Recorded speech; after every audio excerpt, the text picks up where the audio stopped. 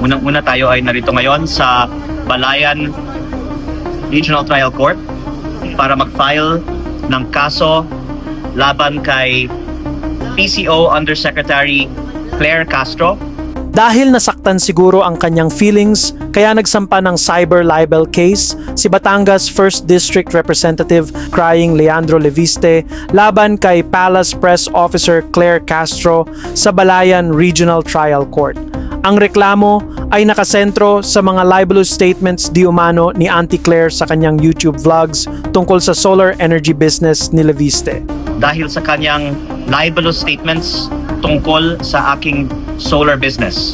Humihingi ng 110 at 10 milyon piso in civil damages ang anak ni Senator Loren Legarda sa kasong isinampa niya. Hindi ko po binenta ang prangkisa dahil wala akong kumpanyang may prangkisa na binenta ko. Ang binenta kong kumpanya ay walang prangkisa.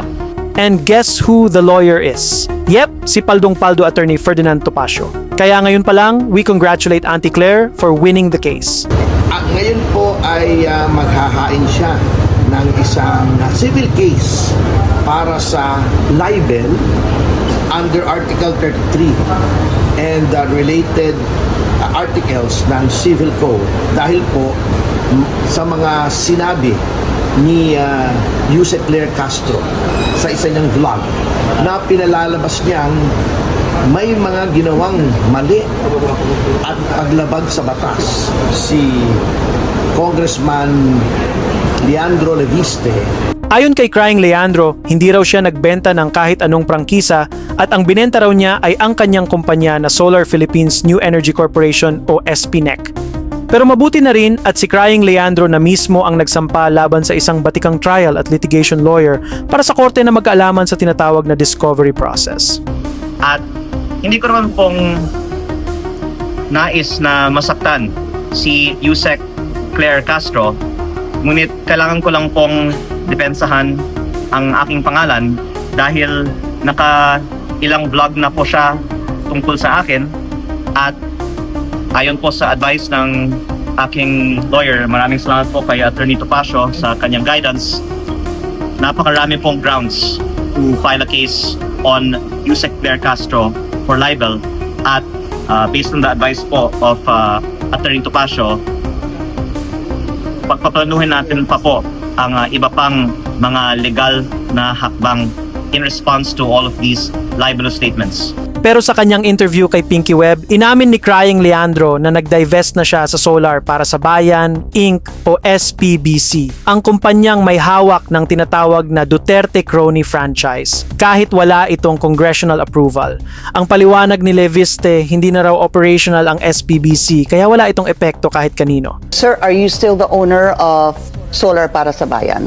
No. So you divested? Yes. Congressman, if you are no longer the owner, that means you divested. Yes, as I disclosed before, Yeah, but the point also being raised is that if you divested, that should have gone through Congress. no, because the company is no longer operational.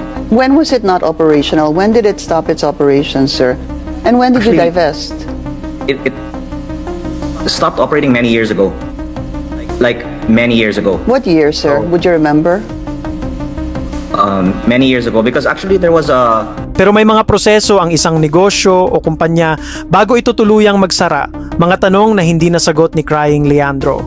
Ayon naman sa mga kritiko, ang cyber libel case ni Crying Leandro ay isa lang political move para i-divert ang attention mula sa kanyang mga problema at para magkaroon ng chilling effect sa iba pang kritiko niya. dahil hindi ko kailangan mangurakot and I also refrain from any potential conflicts involving this.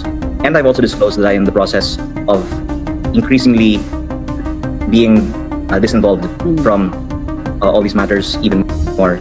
Una na, hindi na siya nag-i-involve. Isa yung kumpanya, isa yung franchise. After selling the SPNEC, biglang, oops, benta ko na yun. Wala na.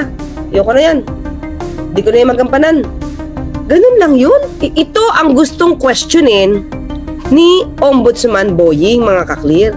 Biglang, flip, biglang, di na ako dyan involved. Ganun ba yun?